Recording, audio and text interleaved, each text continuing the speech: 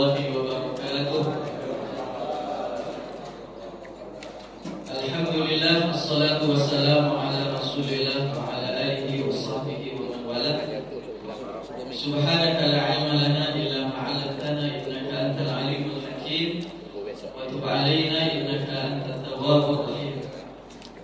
Bapak Ibu hadirin hadirat sekalian yang dimuliakan Allah Subhanahu wa taala, kita bersyukur pada pagi hari ini Allah kembali pertemukan kita di masjid yang mulia ini, masjid yang senantiasa kita harapkan keberkahannya, masjid yang senantiasa kita harapkan mampu menjadikan kita lebih dekat lagi kepada Allah dan kepada Rasulullah SAW. Salawat salam tidak lupa kita haturkan kepada kekasih kita semua, yaitu Nabi kita Muhammad Sallallahu Alaihi Wasallam. Yang selanjutnya tentunya saya meminta maaf kepada Pak Haji Faisal dan juga seluruh jamaah karena kelupaan,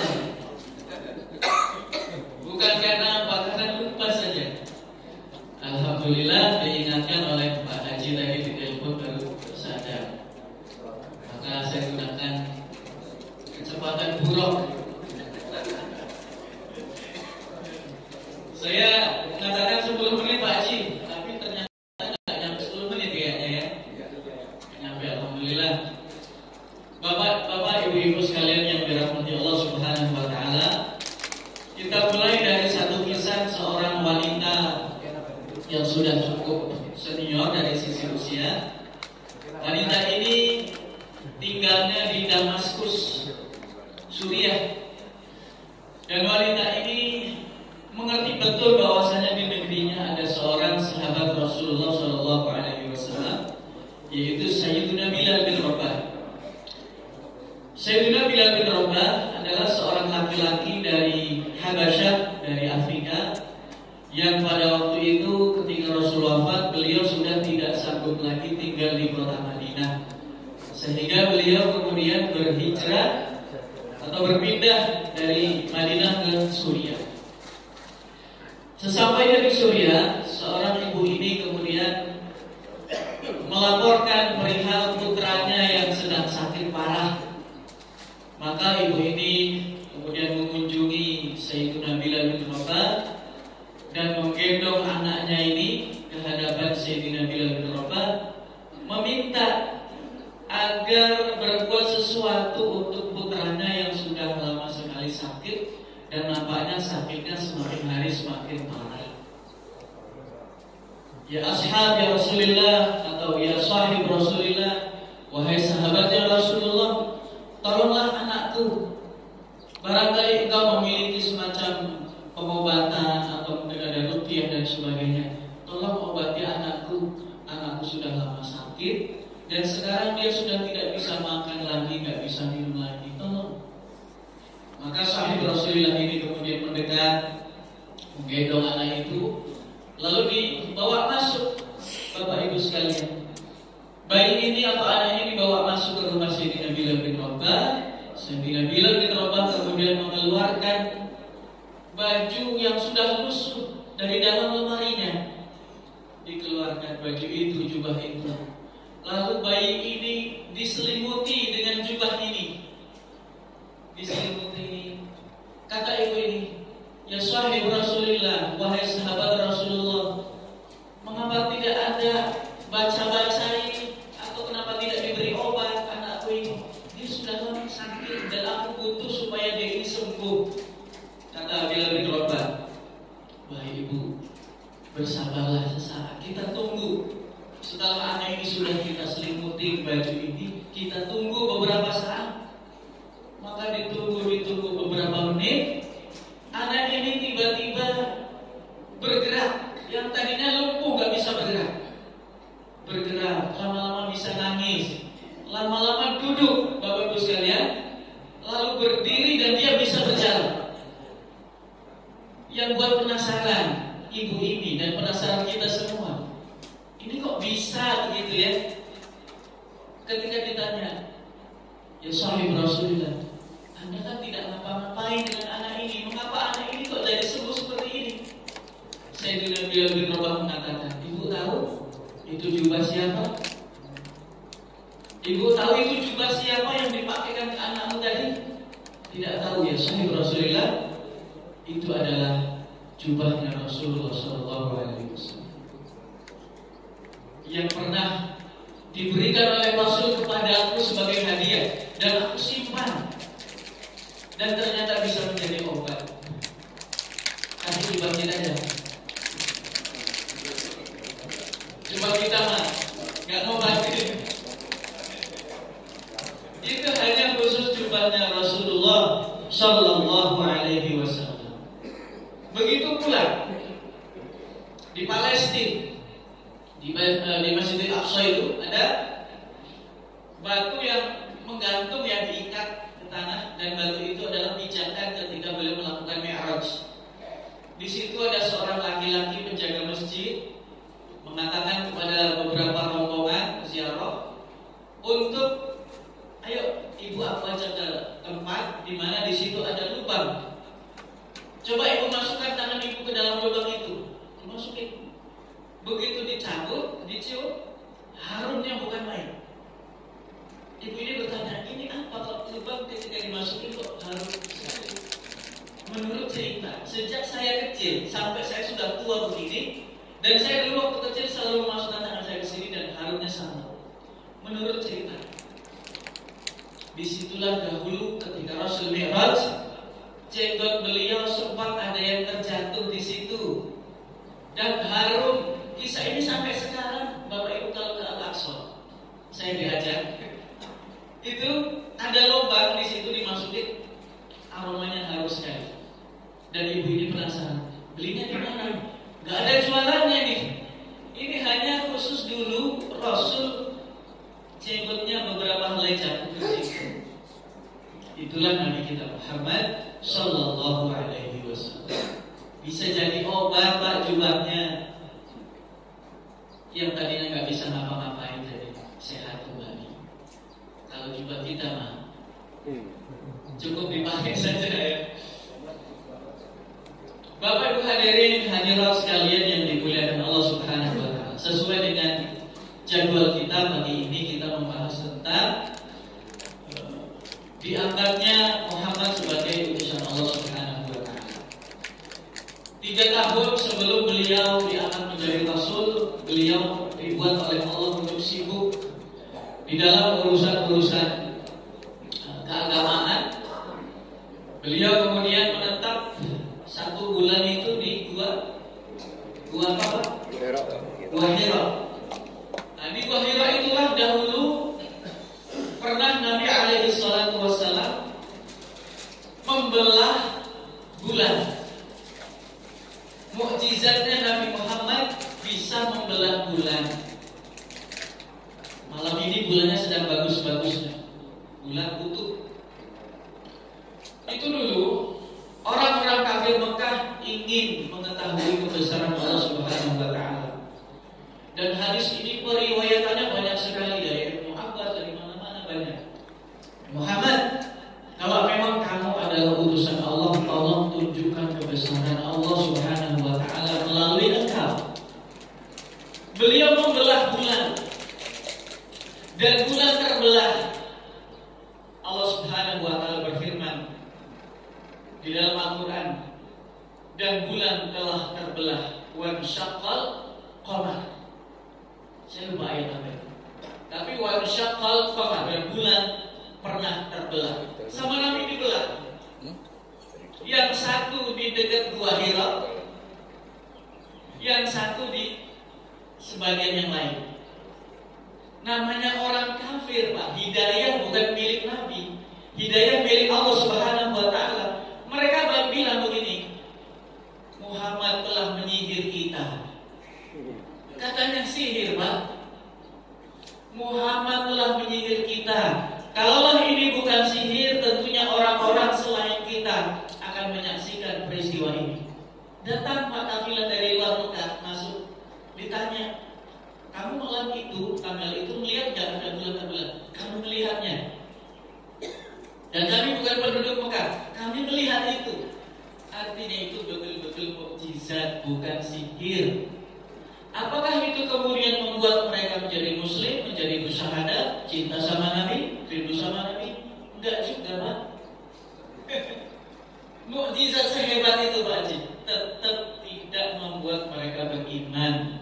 Justru mereka mengatakan inna hadza sihrun mustamir. Ini adalah sihir yang terus-menerus dilakukan oleh Muhammad kepada kita. Jadi katanya sihir yang begitu. Alhamdulillah kita melihat bulan gak pernah terbelah. Tetapi kan pernah ada penelitian yang baca bahwasanya ada semacam bekas retakan. Artinya dulu pernah dua, jadi dua disatukan lagi. Jadi mukjizat itu ya terkadang bisa secara empirik bisa dibuktikan. Tapi ada kalanya ya tidak.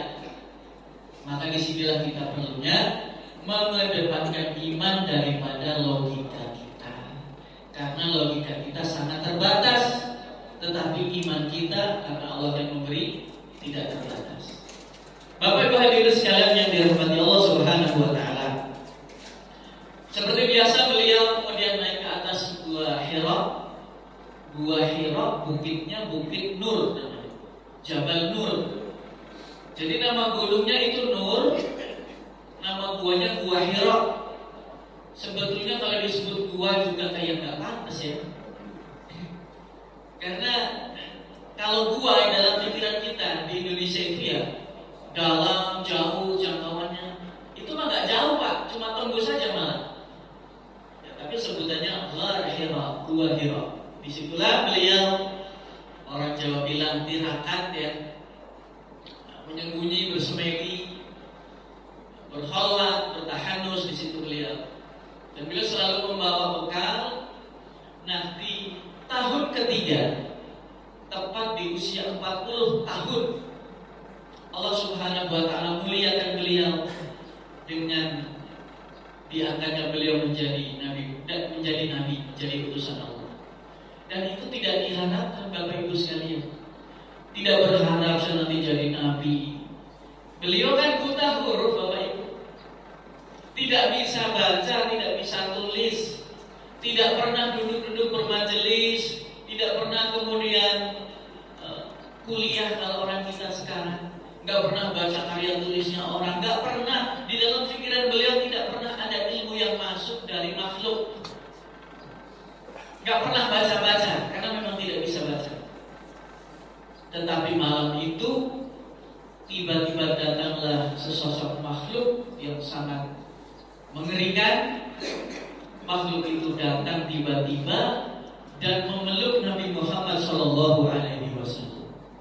Ketika dipeluk Nabi disuruh baca, Iqra ya Muhammad, bacalah wahai Muhammad. Ma'ana biqari, aku tidak bisa baca.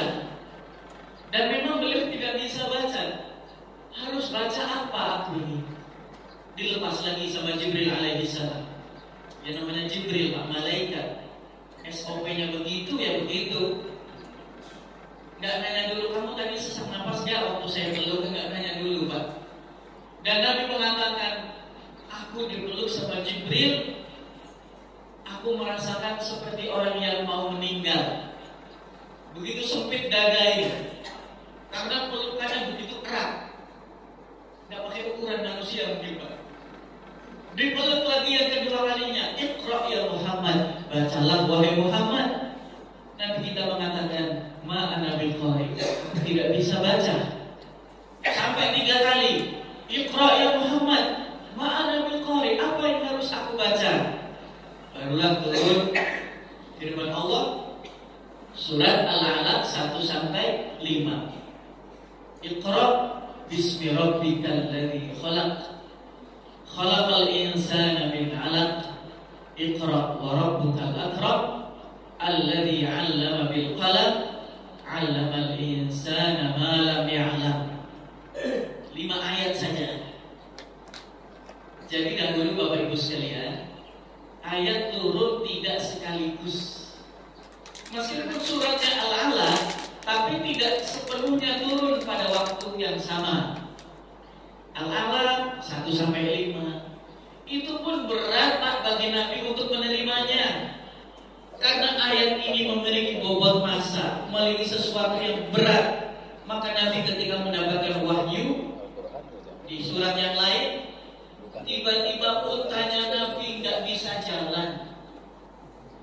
Nabi lagi naik unta, wahyu turun dari Allah Subhanahu wa Ta'ala kepada beliau. Unta beliau tidak bisa berjalan, unta beliau berhenti, lalu terduduk karena sangat beratnya wahyu. Menurut kita, kalau baca Quran ya biasa saja ya, nggak ada yang berat. Tapi ternyata memiliki semacam massa. Kalau ditimbang itu berat. Untanya terduduk beberapa saat. Dan Nabi biasanya kalau turun ayat kepada beliau, meskipun musim dingin, meskipun AC-nya seperti ini dingin ya, kalau wahyu turun, keringat Nabi bercucuran karena berat. Kalau kita, sebagian kita, mungkin saya, dingin begini, tapi mental lagi ngedon, yang gugup lah, yang apalah, berkeringat juga Pak Haji. Tapi keringatnya bukan karena keringat apa, keringat dari dalam gitu. Namanya orang gugup kan kadang keluar keringat di punggung, di dada, kadang di hidung gitu. Kalau dingin udah cukup dingin, tapi keringatnya masih keluar. Nabi Muhammad Sallallahu Alaihi Wasallam itu untanya tertutup. Dan beliau ketika sedang bermajelis sama sahabatnya, biasanya mereka saling nempel lutut ya. Salah satu sahabat beliau duduk di sampingnya. Wahyu turun pada waktu itu.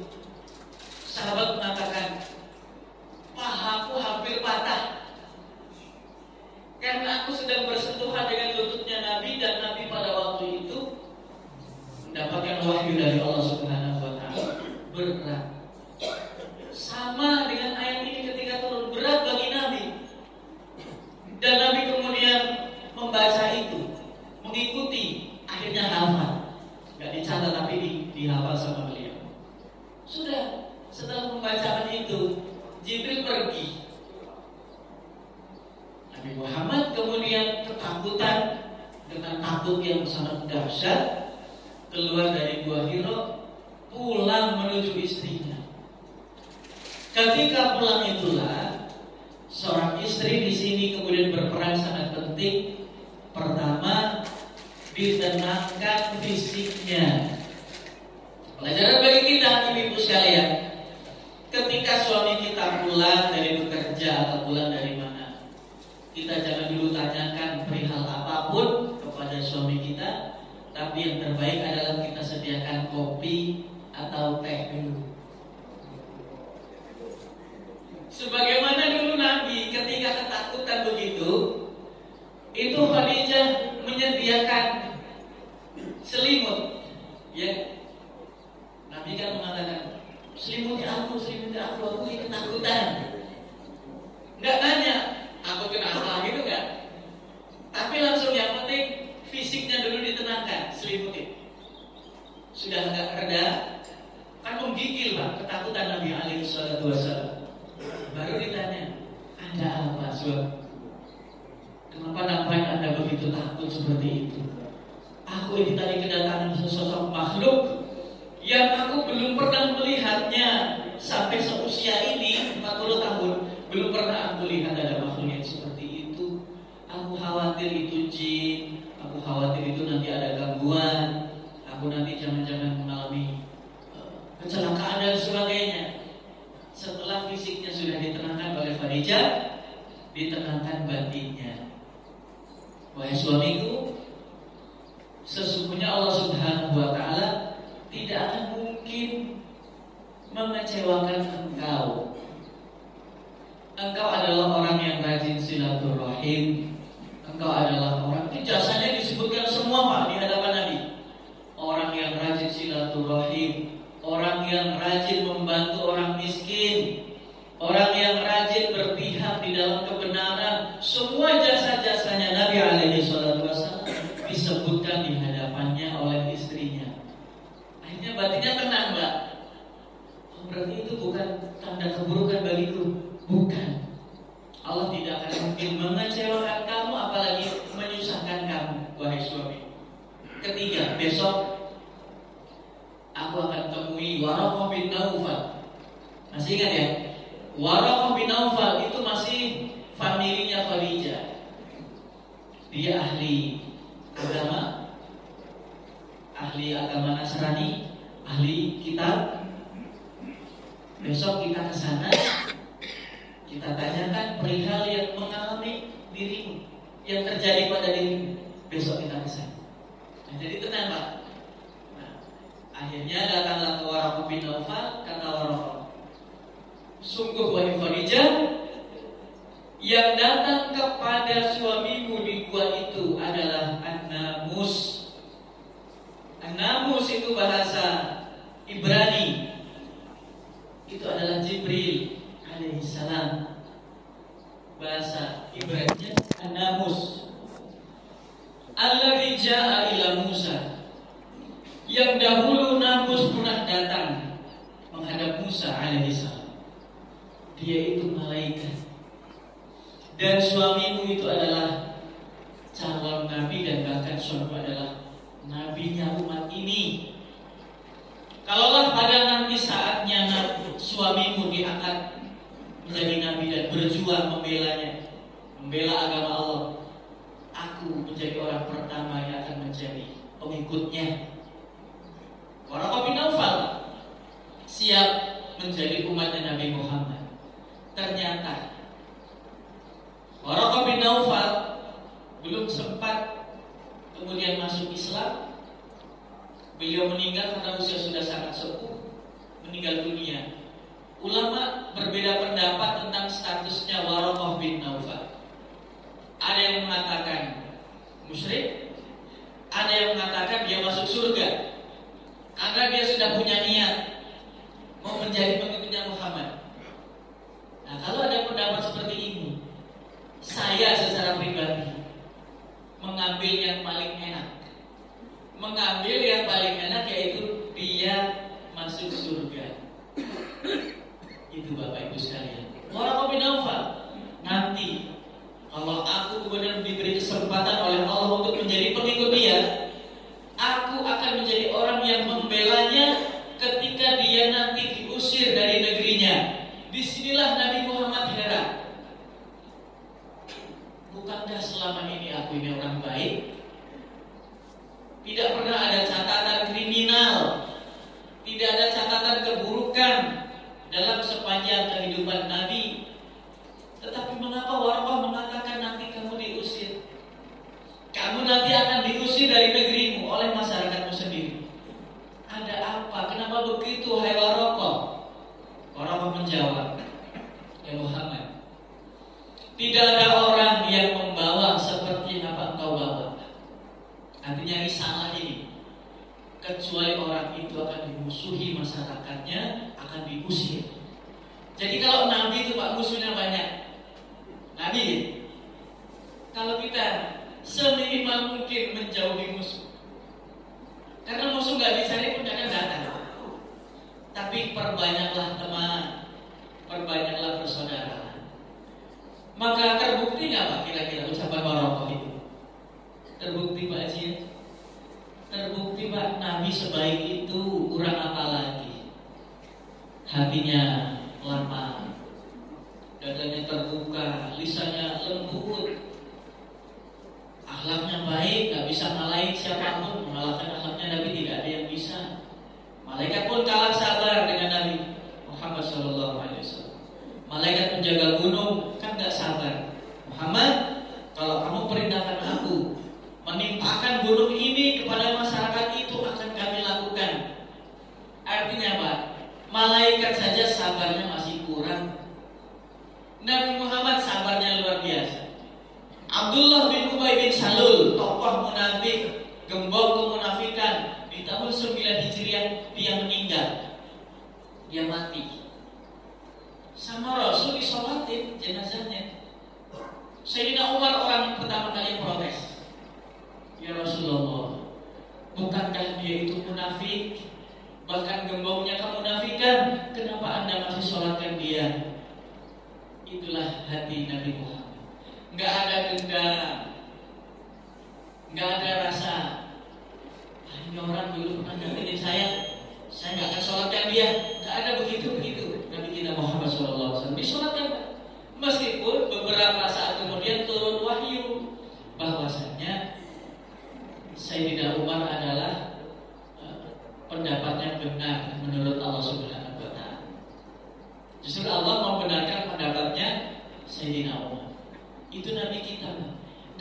begitu lapang, Pak. Masya Allah. Dan kita belajar sedikit demi sedikit. Apa yang kita bisa kita ambil dari sisi akhlaknya Nabi, kita ambil. Karena masing-masing kita berbeda. Ada yang bisa ambil dari sisi ini, tapi dia tidak bisa ambil dari sisi lain. Ya ambillah itu. Maksimalkan itu, pertahankan itu sampai kita menghadap Allah Subhanahu wa Ta'ala. Nabi pernah mengatakan, sesungguhnya setelah aku meninggal nanti kalian akan dapati atharatan, ujian, cobaan, semuanya akan berat kalian lalui. Fasbiru hatta talqauni 'alal haud. Bersabarlah kalian menghadapi ujian-ujian itu sampai kalian nanti berjumpa dengan aku di telagaku. Nah, kita diminta sabar, Pak, hidup di dunia ini menghadapi berbagai macam cobaan. Sampai kapan? Hatta talqauni 'alal haud. Sampai kita nanti bertemu dengan Nabi Muhammad di tepian telaga.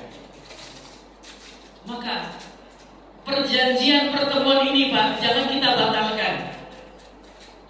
Kita sudah ditunggu Nabi Muhammad. Dengan catatan, kita harus setia terus menjadi pengikutnya Nabi Muhammad SAW. Memang berat, Pak, menjadi umat beliau. Cobaannya bermacam-macam akan datang. Tetapi kita pernah mendapatkan perjanjian ini dari Nabi SAW. Bersabarlah hatta talqauni 'alal haud, sampai engkau nanti berjumpa dengan aku di tepian telagaku. Disitulah Nabi nanti akan memberikan kepada kita air dari telaganya. Disitulah nanti kita ketika sudah mendapatkan itu, tidak ada lagi rasa haus yang menimpa kita. Nah, kenapa, Pak? Nabi kok nunggu di situ? Mengapa? Mengapa Nabi tidak masuk surga duluan? Lagi-lagi, itulah hatinya Nabi Muhammad. Beliau memastikan, merasakan bahwasanya umatku pasti merindui aku. Kalau aku masuk surga, mereka tidak bisa lagi berkesempatan melihat aku, karena tentunya surga kita bisa jadi berbeda. Surga itu tingkatannya mi'ata darajat, 100 tingkatan. Seandainya pun dan kita mudah-mudahan masuk surga, itu pun belum tentu satu tingkat dengan Nabi Muhammad SAW. Maka disitulah Nabi Muhammad menunggu kita, Pak. Kesempatan terakhir melihat wajah Nabi Muhammad itu di situ. Padahal wajar kalau kita katakan, ya Rasulullah, perjuanganmu sudah luar biasa untuk kami, untuk umat ini.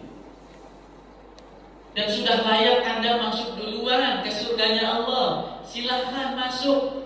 Dan itu balasan terbaik yang kau terima dari Allah Subhanahu wa Ta'ala. Gak usah nunggu-nunggu kami. Intinya kan gitu. Gak usah nunggu kami di sini biarlah. Tetapi Nabi tidak. Nabi tetap ingin menunggu kita sampai semuanya berkesempatan melihat sosok Rasulullah Sallallahu Alaihi Wasallam. Dan semoga kita termasuk orang-orang itu. Amin ya Rabbal Alamin. Berapa menit lagi, Pak Haji? Cukup? Cukup ya? 5 menit lagi. Baiklah. Maka setelah pulang dari Waraqah kemudian berpesan, tolong terus kawal suamimu ini, karena kalau suamimu nanti ketemu sama orang Yahudi akan dicelakai.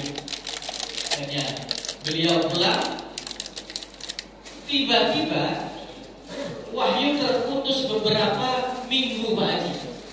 Jadi al-Alaq 1-5 itu turun sendirian, gak ada yang nyusul. Apa ayat yang ke-6 dan seterusnya itu gak ada, berhenti total.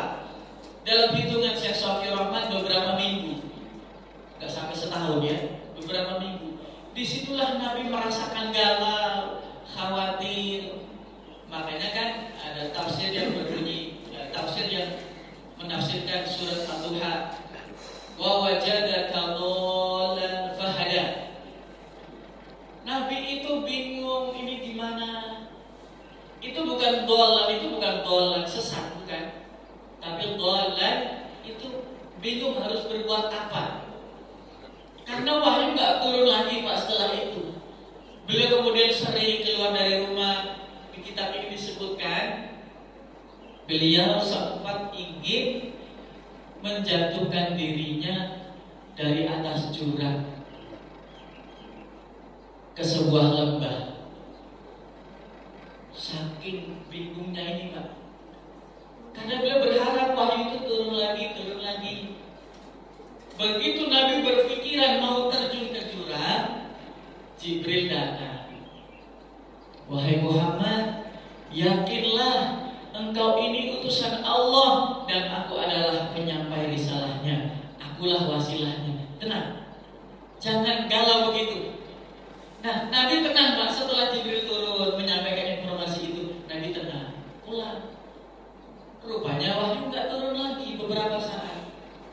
Pergi lagi beliau ke padang pasir, ingin melakukan hal yang sama. Jibril datang lagi, wahai Muhammad, tenanglah, tenangkan dirimu, yakinlah engkau ini utusan Allah dan aku adalah Jibril, pemberi penyampai wasilah.